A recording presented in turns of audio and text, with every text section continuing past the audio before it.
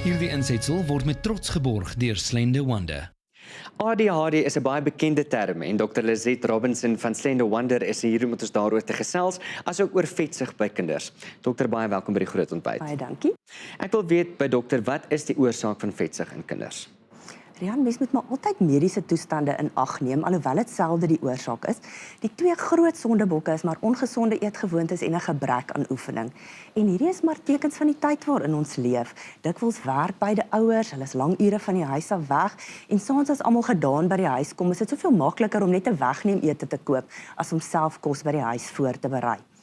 Dan is dit ook vir vandag se kinders baie moeilik om gesonde besluite oor eetgewoontes te neem. Hulle word so gebombardeer met advertensies vir ongesonde, suikerbevattende, geprosesseerde kos. En ons as ouers dra by tot die probleem met ons eie ongesonde leefstyl. Ek dink ouers sal ook saamstem dat kinders vandag nie so aktief is soos voorheen nie. En een van die redes is maar omdat ouers nie tyd het of hulle is net eenvoudig te gedaan om tyd te spandeer aan fisiese aktiwiteite saam met hulle kinders. En dan is daar ook soveel dinge wat kompeteer vir kinders se aandag. Televisie en selfone, PlayStations en rekenaars. Hoekom is dit belangrik dat kinders van 'n baie jong ouderdom af leer om gesond te eet en gesond te lewe? Ons vestig eintlik al van 'n jong ouderdom af by ons kinders eetgewoontes en lewenswyses. En as ons dit kan regkry om van kleuterjare af ons kinders al bloot te stel aan gesonde eetgewoontes en gesonde leefstyl, is die kans baie goed dat hulle later minder kieskeurige eters gaan wees en dat hulle ook daai gesonde patroon gaan volhou.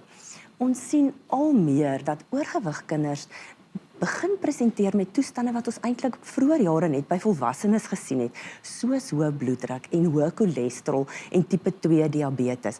En die groot gevaar bestaan dat daardie oorgewig kind uiteindelik eendag 'n ongesonde oorgewig volwassene gaan wees. Die ander probleem, afgesien van die fisiese probleem, is dat daar sosiale wanaanpassing is. 'n Ongesonde dieet kan lei tot gedragsprobleme, tot leerprobleme en dit kan selfs toestande soos ADHD vererger. Ek wil by dokter weet, hoe kan 'n gesonde dieet die simptome van ADHD in 'n kind verlig? Ek wil miskien hier begin deur te noem dat 'n ongesonde dieet gaan nie ADHD veroorsaak nie, maar dit kan wel die simptome van ADHD vererger en dit kan ook simptome veroorsaak wat ADHD naboots. Die ander belangrike ding om te onthou is nie alle kinders reageer ewe goed op 'n gesonde dieet nie en 'n dieet op sy eie werk nie so goed soos medikasie nie. Wat stel dokter voor vir 'n ouer wie se kind oorgewig is? Rian, sodra mens die probleem geïdentifiseer is dit verskriklik belangrik dat die hele gesin betrokke moet raak.